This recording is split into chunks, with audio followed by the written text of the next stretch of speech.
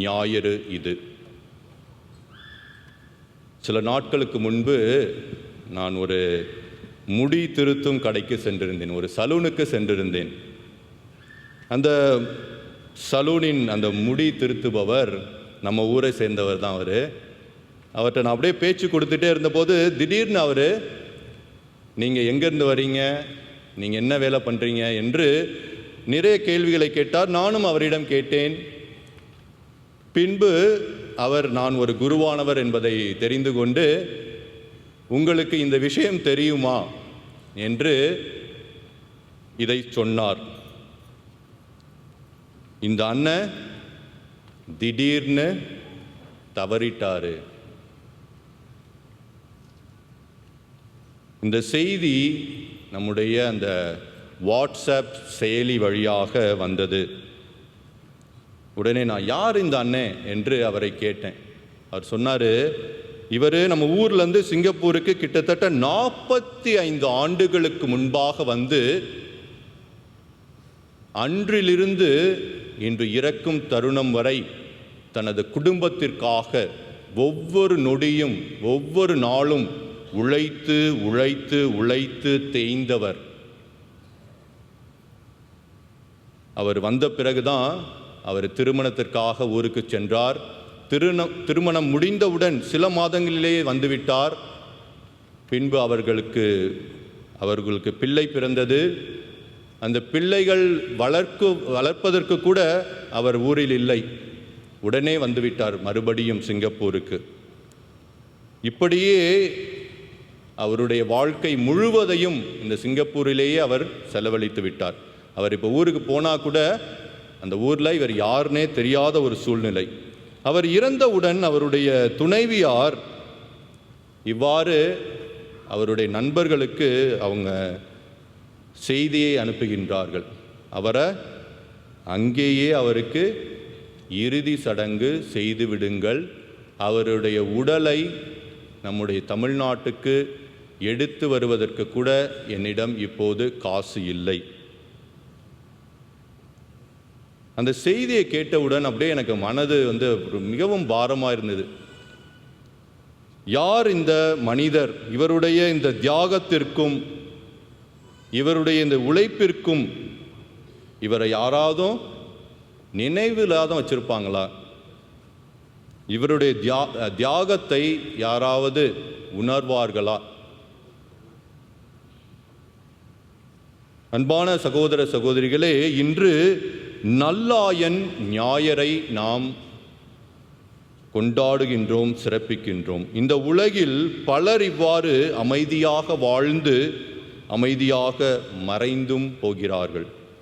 ஆனால் அவர்களை யாராவது மறந்தாலும் நம்முடைய நல்லாயனாகிய இயேசு கிறிஸ்து மறப்பதில்லை. அவர் ஒவ்வொருவரையும் பெயரிட்டு அழைக்கின்றார். அவர் ஒவ்வொருவரின் வாழ்க்கையையும் அறிகின்றார். அவர் ஒவ்வொருவரையும் தன் தோளில் தூக்கி நம்முடைய பாவத்தையும் சேர்த்து அவர் சுமந்து கொண்டிருக்கின்றார். ஒரு கொடையை பார்த்து ஒரு கவிஞன் இவ்வாறு கேட்டாராம், குடையே, உனக்கு மழையில் நனைய விருப்பமா அல்லது வெயிலில் காய விருப்பமா? A poet asked a umbrella, which one you like, to be in the rain or in the sun? அதற்கு அந்த குடை, நான் மழையில் நனைந்தாலும் வெயிலில் காய்ந்தாலும் கவலை இல்லை. Rain or shine doesn't matter. ஆனால் என்னை பயன்படுத்தும் மக்கள் அனைவரும் மழையில் நனையவும் நனையக்கூடாது, வெயிலில் காயவும் கூடாது என்றதாம். இப்படி தன்னையே மறந்து தன்னையே அழித்து இழந்து நம்மை அன்பு செய்பவர்தான் நம்முடைய இயேசு ஆண்டவர் நல்லாயன். ரோமை நகரில் காணப்படும் கேட்டகும் என்ற ஒரு மிக பழமையான தொடக்க கால கிறிஸ்துவர்களின் கல்லறை ஒன்று இருக்கின்றது. அங்கு சென்றவர்கள் எனக்கு இந்த செய்தியை சொன்னார்கள். அந்த கல்லறைக்குள் சென்று, அது சுரங்கப்பாதை வழியாகத்தான் செல்ல வேண்டுமாம், அந்த கல்லறைக்குள் சென்றால் ஒரு மிக பழமையான ஒரு ஓவியம் அங்கே வரையப்பட்டிருக்குமாம். அந்த ஓவியத்தில் நல்லாயனாகிய கிறிஸ்து தவறிப்போய் காயப்பட்ட ஒரு ஆட்டுக்குட்டியை கனிவோடு தன்னுடைய தோளில் சுமந்து கொண்டவாறு அந்த ஓவியம் காட்சி கொடுக்குமாம். அந்த ஓவியத்தை பார்க்கும் ஒவ்வொருவரும் சொல்வது, கிறிஸ்துவர்கள் மேலும் கிறிஸ்துவை சார்ந்தவர்கள் அல்லாதவர்கள் அனைவரும் இந்த ஓவியத்தை ஒவ்வொரு முறையும் பார்க்கும்போதும் அது ஒரு மனசுக்கு ஆறுதலாகவும் மனசுக்கு ஒரு திடனையும் இந்த ஓவியம் தருகின்றது. இதுதான் நாம் இன்று சிறப்பிக்கும் இந்த நல்லாயன் ஞாயிறு. இன்றைய நற்செய்தி வாசகத்தில் ஆண்டவர் நமக்கு 2 உருவகங்களை கொடுக்கின்றார். ஒன்று நல்ல ஆயன் நானே, 2 மந்தைக்கு வாயில் நானே. நல்ல ஆயன் நானே என்பது இயேசுவின் அந்த தியாகத்தை, அந்த அர்ப்பணிப்பை நமக்கு காட்டுகின்றது. ஆடு மாடுகள் மேய்த்து வந்த அந்த இஸ்ரேல் மக்கள் தங்கள் கடவுளையே ஆயனாக காண்கிறார்கள். இந்த மரபை பின்பற்றியே இயேசுவும் ஒரு ஆயனாக தன்னை அவர்களுக்கு வெளிப்படுத்துகின்றார். மக்கள் செய்து வந்த தொழிலிலிருந்தே கடவுளும் பின்பு இயேசுவும் இன்று திருச்சபை தலைவர்களும் இந்த ஆயர் என்ற பெயரை பெறுகின்றார்கள். 2வது மந்தைக்கு வாயில் நானே.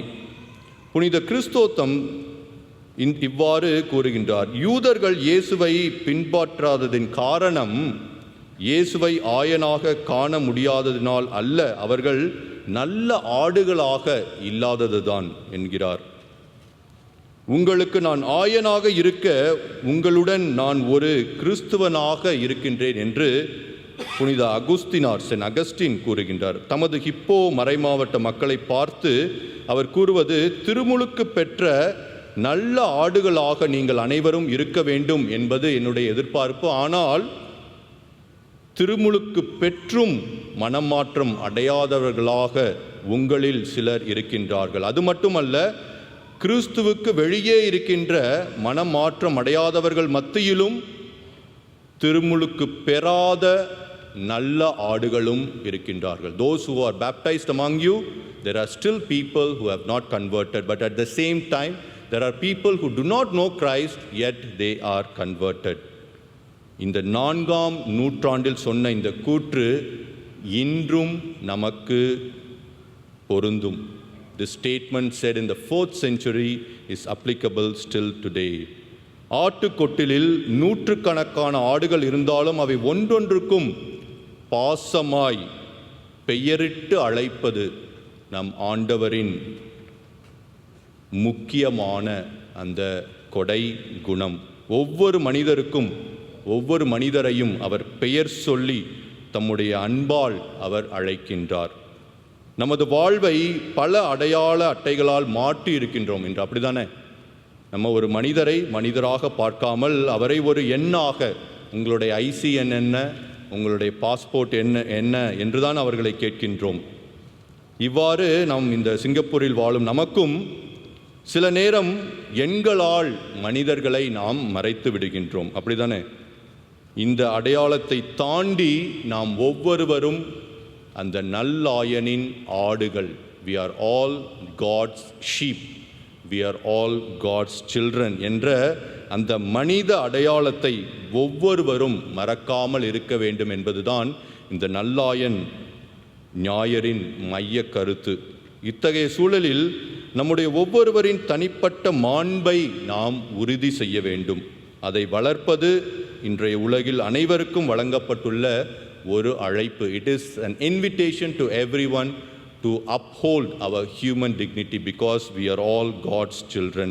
இந்த அழைப்பில் நாம் உறுதியாக இருந்தால், if we are firm in this calling, ஒவ்வொரு ஆட்டையும் பெயர் சொல்லி அழைத்து செல்லும் நல்லாயன் பணியை நாமும் தொடர்ந்து செய்வோம். If we are firm in respecting each other, forgiving each other, ஒருவரை மதித்தும் மன்னித்தும் நாம் வாழும்போது அந்த நல்லாயன் பணியை we are also continuing the work of our good shepherd.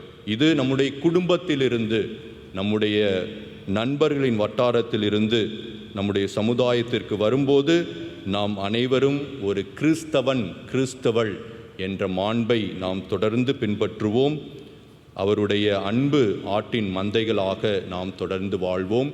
இறைவன் என்றென்றும் வாழ்த்தப் பெறுவாராக. ஆமென்.